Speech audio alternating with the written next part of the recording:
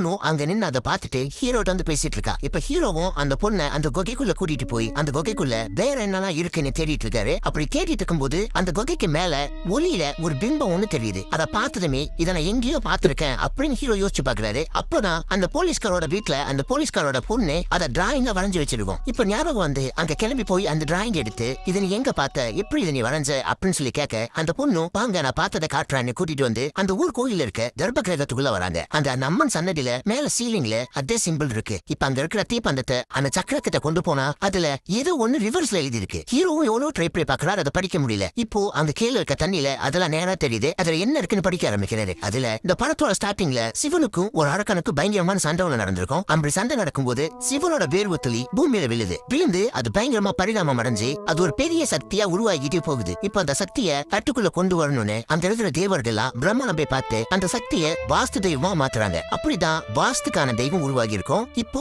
அந்த அரக்கோட வேர்வை துளி அதே போல பூமியில விழுந்து அது ஒரு பெரிய தீய சக்தியா உருவெடுக்குது. அந்த தீய சக்தி என்ன பண்ணுனா அது யார் உடம்புக்குள்ள போதோ அவங்களோட கெட்ட எண்ணத்தை தூண்டி விட்டு அவங்களோட ஆசையை நிறைவேற்றினதோ அவங்களை கொண்டுட்டு அவங்க உடம்பு விட்டு வேற ஒருத்தன் உடம்புக்குள்ள போயிடும். அப்படி உடம்பு விட்டு உடம்பு மாறும்போது ஒரு பொண்ணோட உடம்புக்குள்ள போயிடுது. ஆனா அந்த பொண்ணுக்கு எந்த ஒரு கெட்ட எண்ணமும் இல்லாததுனால அந்த சக்தியால அந்த பொண்ணு உடம்புல இருந்து எந்த வித தீய செயலும் செய்ய முடியல. இப்போ அந்த ஊர்ல இருக்க சாமியார்லாம் இதுக்கு ஒரே முடிவு, அந்த தீய சக்தி அந்த பொண்ணு உடம்புக்குள்ள இருக்கும் போதே அந்த பொண்ணு ஜீவசமாதி அடையணும். அந்த இடத்துல இருந்து அந்த தீய சக்தி மொத்தமா வெளியே வராத மாதிரி ஒண்ணு பண்ணணும் அப்படின்னு சொல்லி பேசிட்டு இருக்காங்க. அந்த பொண்ணும் அதுக்கு ஒத்துக்கிறா. அதுக்காக தான் அந்த குகைக்குள்ள போய் ஜான நிலையில ஜீவசமாதி அடைஞ்சிருப்பா. இப்ப பல வருஷமா அந்த குகைக்குள்ளே அடப்பட்டு கிடந்த அந்த தீய சக்தி அந்த விண்கல் விழுந்த அந்த சின்ன ஓட்டையால அந்த குகையை விட்டு வெளியே வந்திருக்கும். அப்படிதான் இந்த ஊரையே அதை ஆட்டி படைச்சிட்டு இருந்திருக்கும். இப்ப ஹீரோ அதெல்லாம் படிச்சுட்டு அந்த கோயிலை விட்டு வெளியே வரும்போது அந்த ஊர் ஜனங்க மொத்தமா உள்ள கூடி ஹீரோ அடிக்க வராங்க. இப்ப ஹீரோ அங்க இருக்கிற விபூதி எடுத்து நெத்தியில பட்ட போட்டு இதுவரை நான் கடவுள் நம்பிக்கை இல்லாதவனதான் இருந்தேன், ஆனா இப்போ நான் அப்படி இல்ல,